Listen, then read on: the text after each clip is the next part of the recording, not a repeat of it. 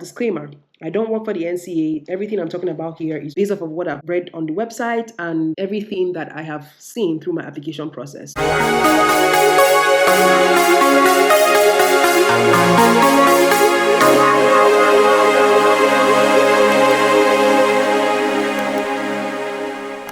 Hello everyone and welcome back to my YouTube channel. It's your favorite girl here, Ella. Say yay!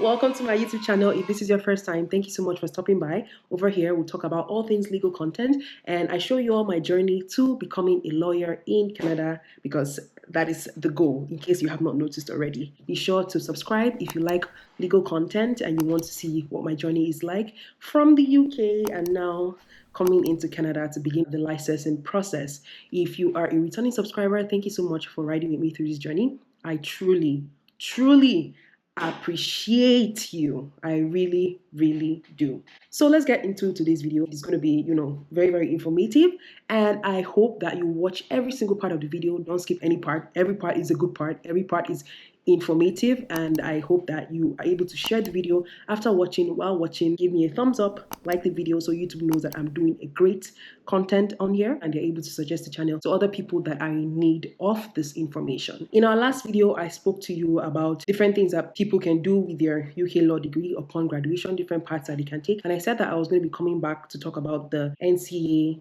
licensing process for people who choose to become lawyers in Canada. Some of you that might watch my video might not know about that part, so this is a good way for you to know about the entire application process, the fees, the timeline, where you can go to ask questions that you might need help with. And I'm going to be talking about that and sharing all that with you also in today's video. First question. What is the NCA, Ella? What are you talking about? NCA? What does that even stand for? I will tell you. Don't worry. Take a chill pill.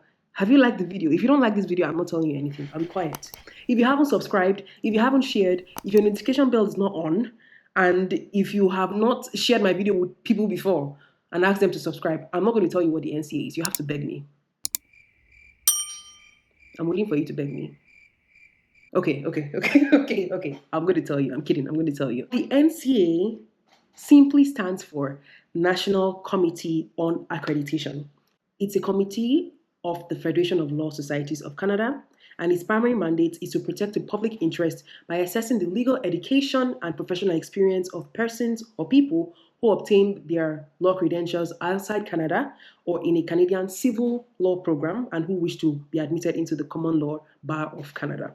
The NCA is primarily for people who want to practice common law in Canada. So for example, if you're coming from Quebec where they practice civil law but you want to be licensed in any of the other common law provinces, you have to go through the NCA licensing process. If you're an internationally trained lawyer from any other country, obviously that is not Canada, then you have to go through the NCA licensing process to be able to practice in one of the common law jurisdictions or provinces in Canada. The NCA applies a uniform standard on a national basis, and it assesses people based on their academic and professional profile. So every single NCA application is assessed individually. There's no blanket way that everyone is assessed. It's based on your individual situation and the process that you've had in your legal journey or your legal career. It doesn't matter where you're coming from, whether you're coming from the UK with your law degree, whether you're coming from the US or you're coming from the civil law part of Canada. If you want to practice common law, you would have to go through the NCA licensing process. Let's talk about how you can fulfill your NCA requirements.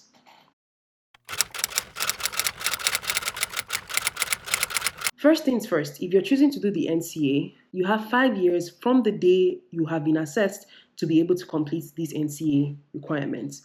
And it usually involves challenging exams that you will have to write, or you can opt to take courses instead of writing those exams. And those exams are typically in the Canadian common law route. You may demonstrate competencies by fulfilling your NCA requirements in 3 ways. The first, like I said, is through NCA exams. So there are different exams that you would study for, pay for them, write them, pass them, and as you pass them, you will slowly meet your NCA requirements, and you have a total of 5 years to complete that.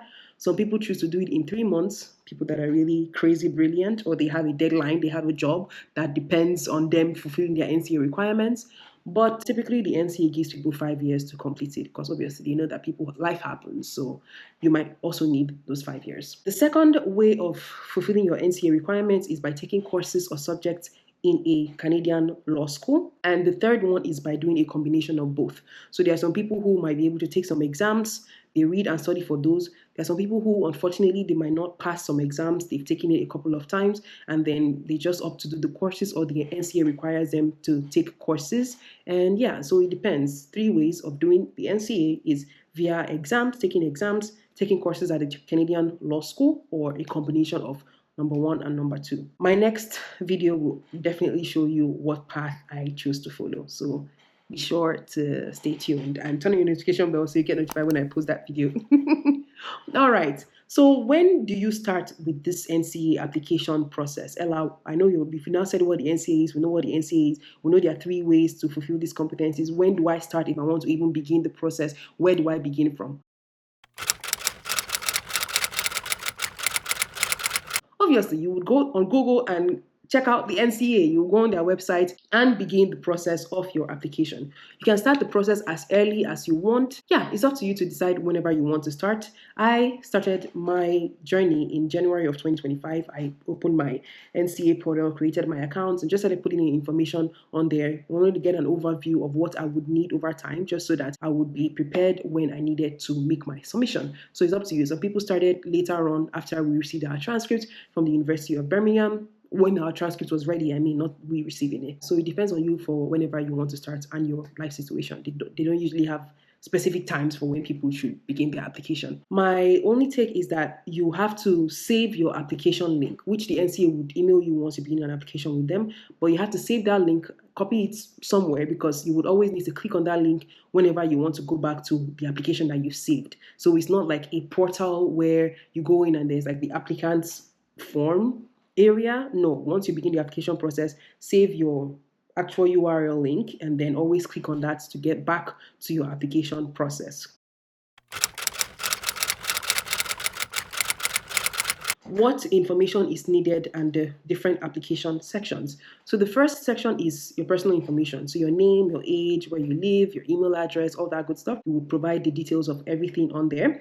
Your contact is the next one on the list. So your phone number, your email address, anything pertaining to your contact that they need information on, you will provide that information. And then your pre-law education details, that's if you have that. So for example, there are people who went straight from high school into law school, so they definitely don't have anything pre-law, like they don't have any degree that is considered as a pre-law degree. And the reason why they typically would ask for a pre-law degree is because in Canada, at least, before you get into law school, most people would usually already have a first university degree before going through the LSAT and applying to law school. So when they ask for your pre-law degree, it usually means a university degree that you have already had before going into law school. Now, disclaimer, I don't work for the NCA. Everything I'm talking about here is just based off of what I've read on the website and everything that I have seen through my application process. So you have to do your own research at the end of the day. Go on the NCA website, and I'll also leave an email address that you can contact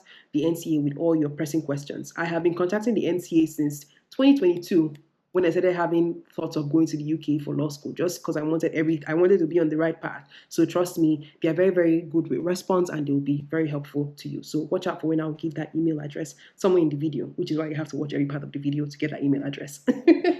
All right, let's keep going. The next path is like I was saying, your pre-law education. You will state when you began the program and when you ended. So for example, I went to York University. I have a Bachelor of Arts with honors in law and society, and I put the years of when I went to school. And then the next part of the application process is your legal education. So this is where you went to law school. Again, you would put in the name of your university, the timeline of when you went to school. And for this part was tricky. So I started my application in January of 2025. Obviously, I wasn't going to be done with law school at University of Birmingham until June of 2025. So there was no way I could put a future date, which is something that also delayed in me completing my application process. So I had to wait till I finished in July. And once July came up and I had my transcripts were available for me to order to send to the NCA, then I submitted my application. But yeah, so if you're on that boat, you haven't completed law school yet, that might just be something that you just click on and save, have your beginning date, but your end date will just be empty because yes, you have not yet ended law school. But you're able to move on to the next path, whether or not you complete that process. The next part is for your license to practice in other jurisdictions. If you're coming from another country and you're already a practicing lawyer there, then you would have a legal license. If you're licensed to practice in another jurisdiction, you have to complete the details on there. You will provide proof. I'm assuming, obviously, you provide proof. This section didn't apply to me, so I didn't bother completing it. But when you get there, you would see what they are requesting for, and hopefully you will be able to provide that if you are licensed to practice in another jurisdiction. The next section is work experience. For those who have work experience, you would have to upload your resume or your CV. You would upload a photo of a government issue ID, so driver's license can work, I'm sure. Then you get to the declaration and the waiver, and then there's a payment section. This is just a broad overview. In most cases, people who are still in law school will not be able to complete their application in one sitting because obviously you haven't graduated yet, which means that you would not have a transcript to send to the NCA, which they will need. And then this brings me now to the next step of what documents are needed for your NCA application. I already said you would need a resume or a CV.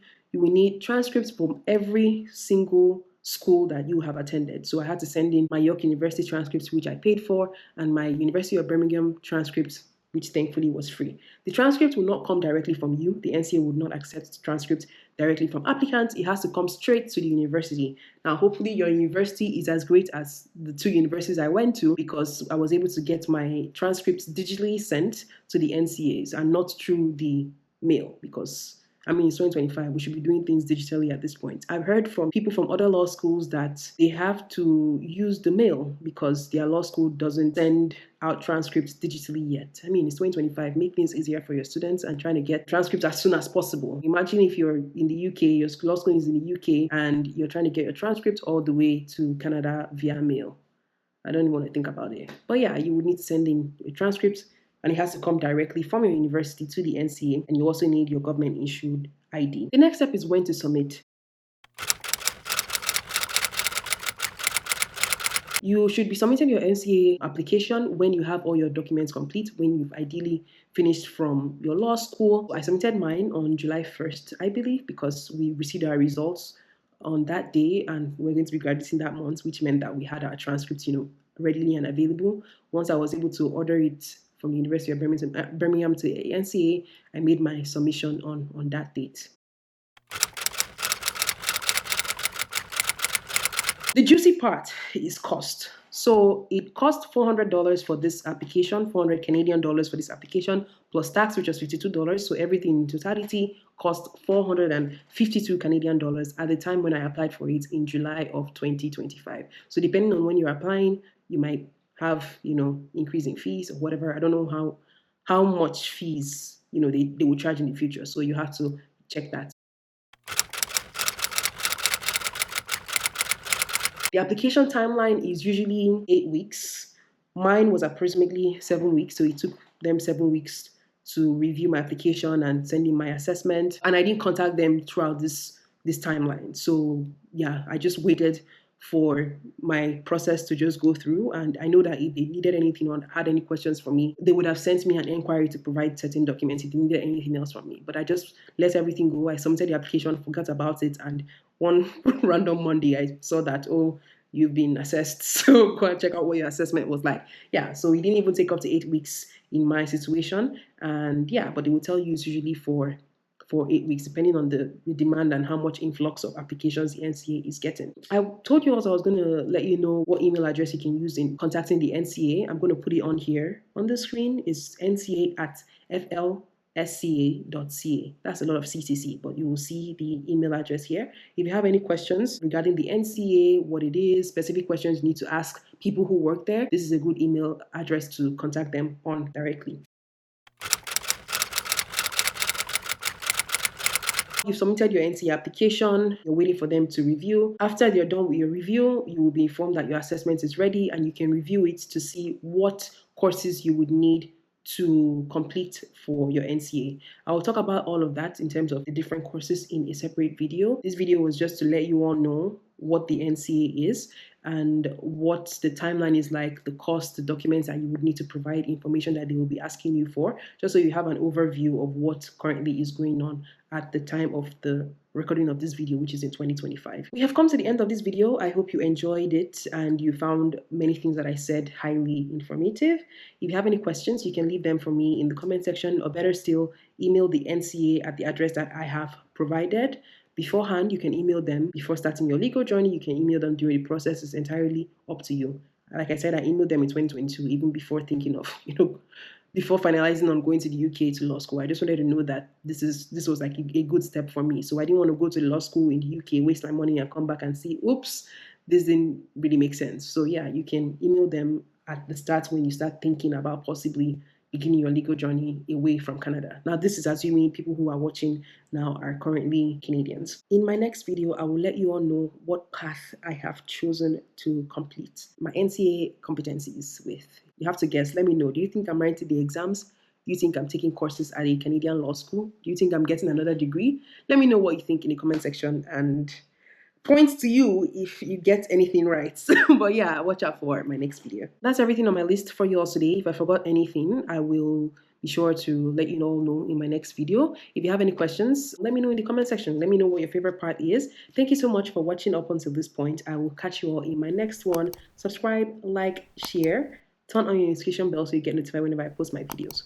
All right, bye everyone.